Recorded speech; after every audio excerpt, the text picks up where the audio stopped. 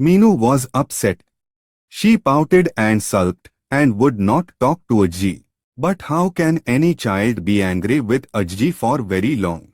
Their grandmother was just too loving and affectionate for anyone to not tell her what was wrong.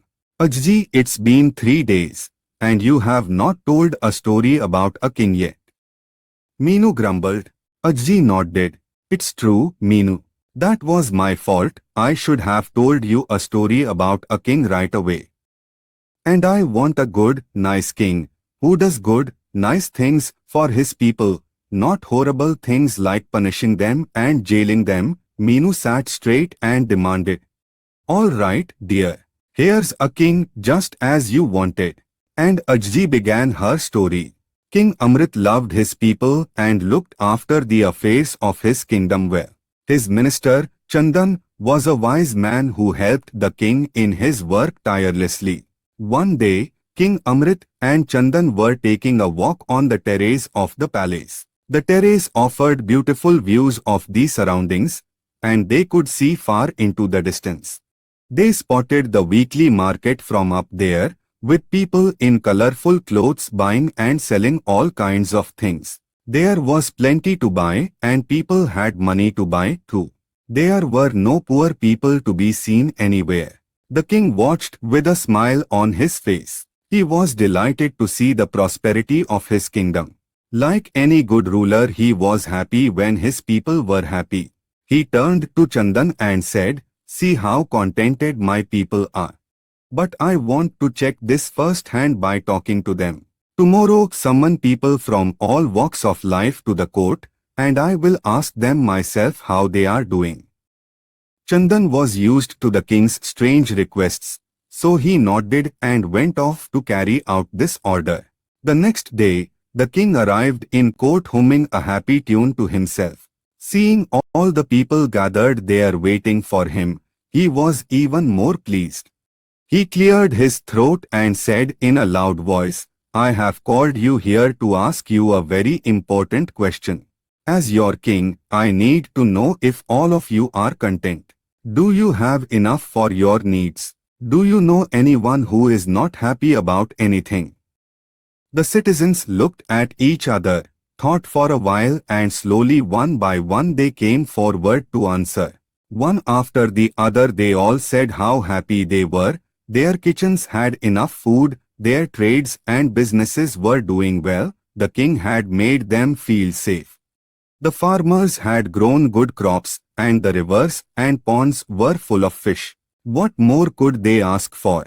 The king became more and more pleased as he heard this. Only Chandan, his minister, watched and heard everything with a frown on his face. Why?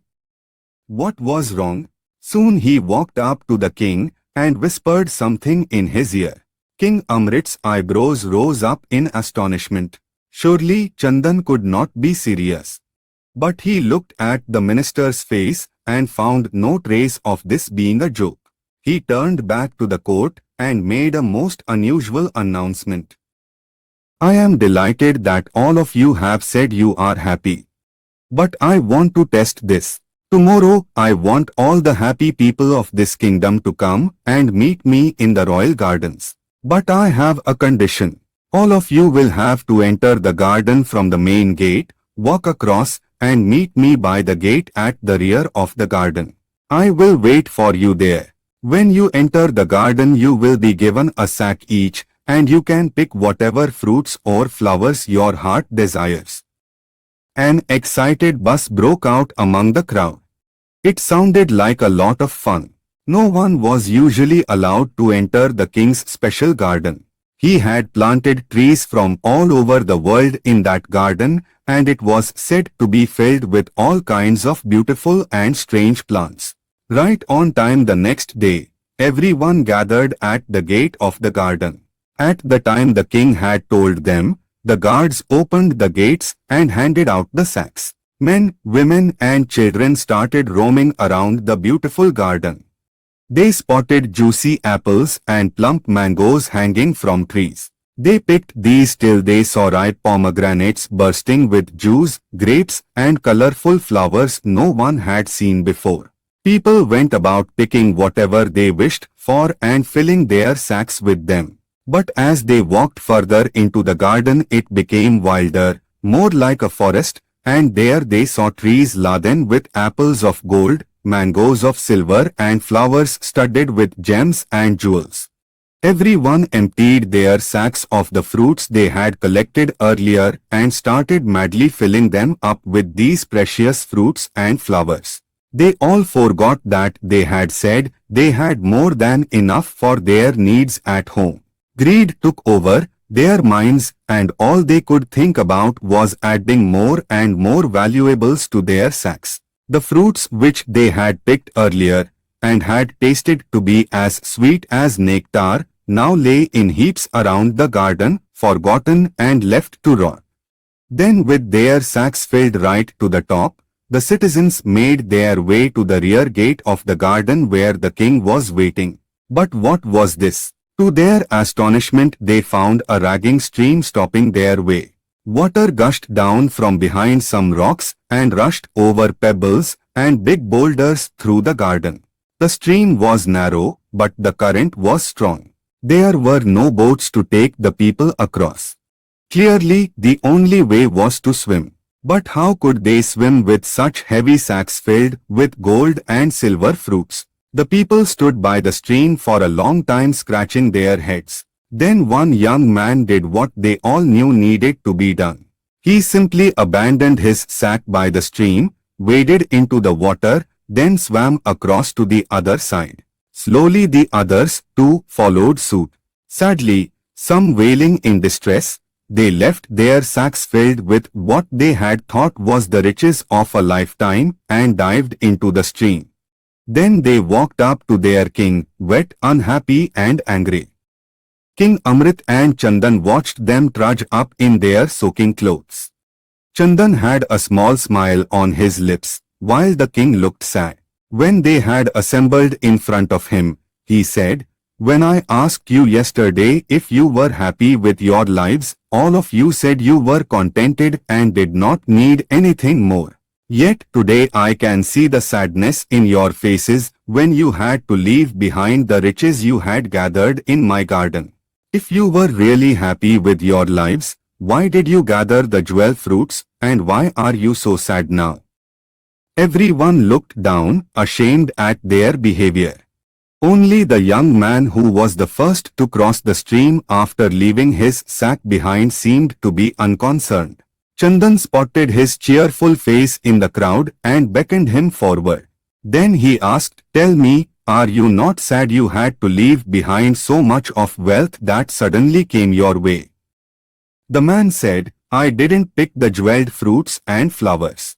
I had picked some of the lovely, tasty fruits and had eaten my fill of them. In my sack I had kept some others for my little daughter who is at home.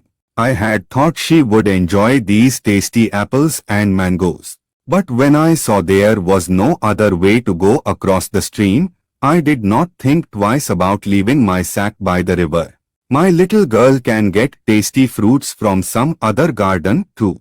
But I am so happy the king let us all wander around his garden, looking at the trees and plants and animals.